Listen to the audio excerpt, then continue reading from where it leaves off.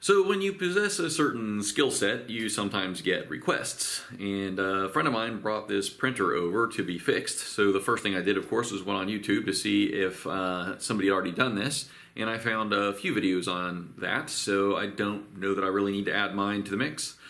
However, I do intend to add maybe a few little modifications, and also if I find anything in there that is not covered on the other videos, I'll put it in this one. Other than that, it will be just a really short video.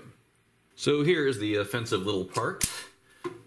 It is what they call a mini select something or other. Alright, so here's the offensive little part. It's the first time I've ever seen one, so when I first saw it I thought, okay, it's an IIIP printer. Or is that a 111P printer? Maybe it's a 3P, I don't know, whatever. When you look it up online, it turns out it's actually called a Monoprice Select Mini 3D printer. Doesn't say that here anywhere, but first step is, of course, to take it apart. I almost forgot to show you what the problem is. Right here, I guess this is pretty common on these machines. It says a target of 50 degrees for heating the bed. That is apparently the hallmark of this printer, is that it's cheap and small, but it actually comes with a heated bed, which helps, of course, with the extruding process, because what happens is it comes down here and it sticks to the bed, and then the next layer goes on, the next layer goes on, the next layer goes on. If it's not warm, then the stuff doesn't stick, and then the second layer that goes on actually pulls the first layer away, and it just starts getting dragged around all over the place, and then you wind up with a big glob. You can see right here that I've set the target at 50. I can actually feel that's getting warm. It's at 36 degrees right now. No problem. But what happens is it's reading 38 and it's going for 50. But what happens is if you move the bed forward, no, 49, maybe it's the other direction.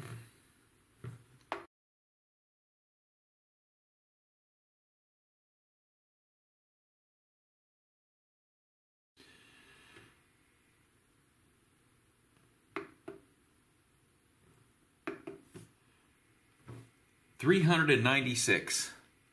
So obviously it's not at 396, but if it reads a value higher than 50, then it's going to say, hey, I'm there, I need to cool back down, I'm over 50. And when it cools back down, even though it's not over 50, right? So if it just keeps telling itself I'm over 50, it's going to shut off the heater there, and then you're going to get the problem. And as you can tell, this number is way out of range, and it only seems to happen when it's at the end of its scale, and this is the common problem. The wires are intermittent. When you push them together, they make the break in the line makes contact, and it reads normally. But when you stretch it apart, it opens up and gives you this big value.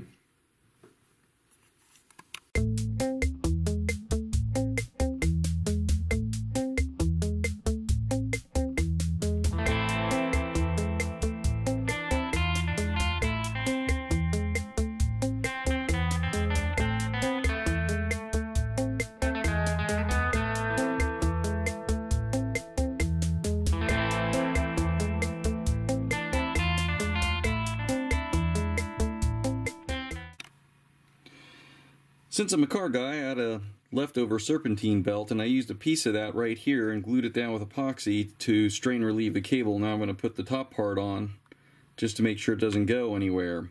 And then I drilled a hole and put a grommet to go down through here and then out the side, pretty much like everybody else did, and then to the side of the machine down here. So here I've made a special hinged bracket that will hold the reel of material in place. I've made my own little sort of hinge so it can fold out and hold the material, or it can fold flat against the machine if necessary, and the reel will bolt on or will mount pretty much like it does normally. Alright, so here's the finished product.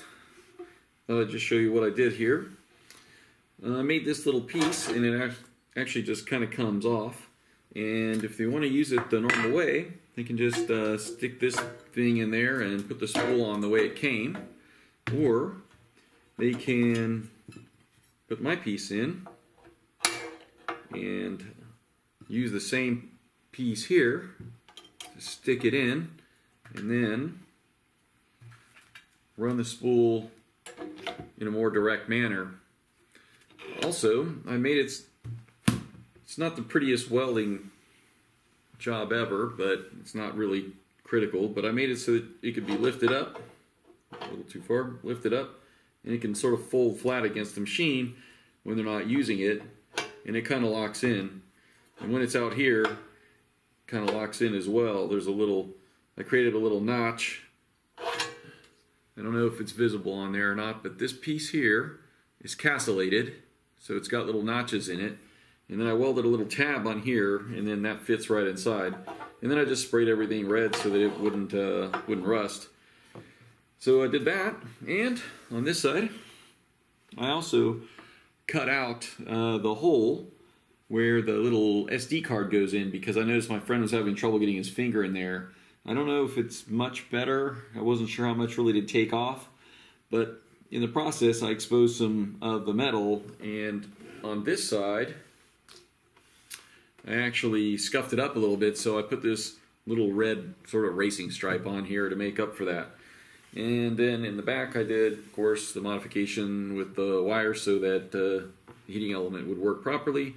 And I have not tried it to see if it works. I actually don't know how to use the machine, so my buddy's going to pick it up in, I don't know, couple of weeks or so, or maybe next week.